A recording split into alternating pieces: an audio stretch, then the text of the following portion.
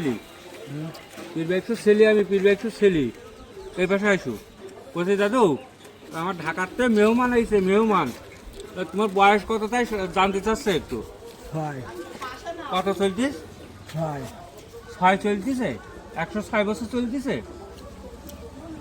106 বছর দাদুর নাম কি? ওর নাম আকবর। আকবর।